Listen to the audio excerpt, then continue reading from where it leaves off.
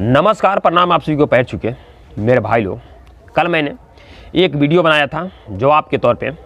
जो कुछ लोग यादव समाज को बदनाम कर रहे थे, उल्टा सीधा मतलब यादव समाज के बारे में वीडियो बना रहे थे, उन्हीं के जवाब के तौर पे मैं वह वीडियो बनाया था। जो कि वह वीडियो एक तरफ से गलत है, क्योंकि मेरे भाई किसी भी जातियों को तुलना करना यह गलत होता है, जातिवाद होता है। मैंने वैसा किया, मैं मान रहा हूँ गलत किया, लेकिन मेरे भाई मैं क्यों किया? क्योंकि मेरे यादव समाज को बदनाम किया जा रहा था। यादव समाज के बारे में कुछ लोग हैं, कुछ लोग नहीं, छोटू चिंगारी है, लाइव आता है और बताने लगता है कि लाइव ये आएंगे और वो आएंगे, इनकी औकात क्या है, ये क्या है। खेसारी के बारे में टारगेट करते हुए कहा कि अब इससे बड़ा वाला आएगा लाइव और उसके बाद से इससे बड़ा वाला आएगा लाइव। तो अब समझ सकते हैं खेसारी से बड़ा वाला कौन है हमारे यदुवंश में, समझ सकते हैं बुजुर्ग हमारे कौन हैं। तो इस तरह से सबको बदनाम किया और बताया कि ये क्या है, कुछ नहीं है, इनकी क्या औकात है। इस तरह का मतलब दुनिया भर का मतलब के टारगेट करते हुए सब वीडियो बनाया था कि शुद्ध रहे, हम लोग क्या हैं, हमारा इतिहास कुछ और है, आओ इतिहास पढ़ लो। तो मैं गया, इनका इतिहास पढ़ा। तो उन्हीं इतिहास में से, ये नहीं कि मैं अपनी तरफ से किसी राजपूत को गाली दिया, चाहे किसी समाज को गाली दिया, उन्हीं इतिहासों में से मैं दो चार मतलब धुरंधर इतिहासकारों को उठाया, इतिहास के राजाओं को उठाया। जैसे में देखिए महाराणा प्रताप का भाई मान सिंह, जो राजद्रोही, वो भी एक ये बताते हैं जिस तरह से वो भी एक राजपूत है, जो राजद्रोही, जो मुगलों से यानी मुसलमानों से घनिष्ठता संबंध बना के राज्य में विद्रोह करा दिया और मतलब अटैक करा दिया, जो भी हो।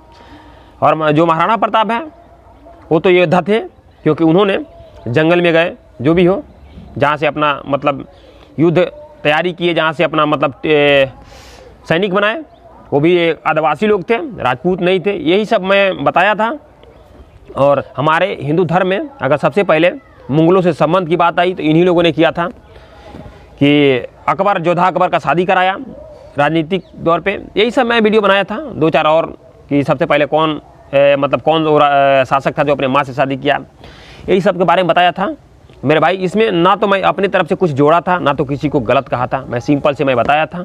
और क्षत्रियों के बारे में बताया था कि क्षत्रिय कौन है। तो मैंने विष्णु पुराण का कुछ श्लोक जो है छोटा छोटा करके काट के रखा था, क्योंकि गलत नहीं है, अपनी तरफ से मैं गलत नहीं बनाया था, बस इन्हीं के दौर पे जवाब दिया था।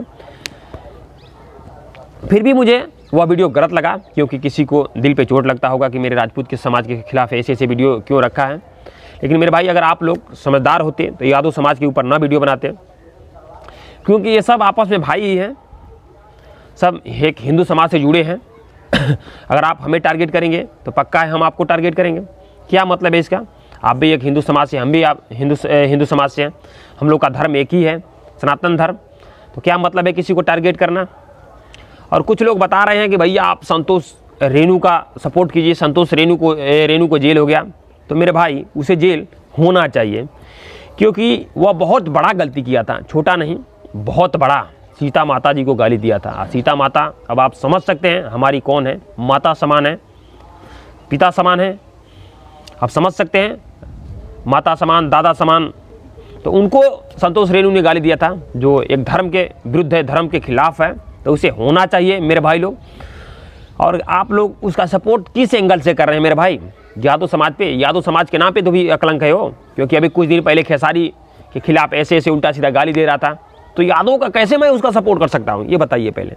अगर वो सही होता अपने एंगल पे तो मैं सपोर्ट करता, लेकिन उसे मतलब बदलने में टाइम ही नहीं लगता है। कब यादव कब राजपूत तुरंत बदल जाता है, तो उसका कैसे मैं सपोर्ट कर सकता हूँ मेरे भाई लोग?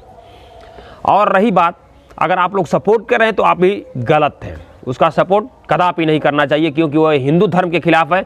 और मैं आपसे बात बता दे रहा हूँ कि सबसे पहले हमारा हिंदू धर्म है, उसके बाद से वंश जात पात है, सबसे पहले हमारा धर्म है।